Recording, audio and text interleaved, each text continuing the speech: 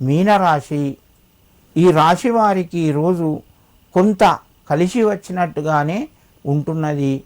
వ్యవహారాల లోపట జాప్యం ఎక్కువగా ఉంటుంది. మెల్లగా ముందుకు సాగుతాయి పనులు. మీరు తొందరపడవద్దు. ముఖ్యమైన నిర్ణయాలు తీసుకునేటప్పుడు ఇతరుల యొక్క సలహాలు సూచనలు పాటించండి.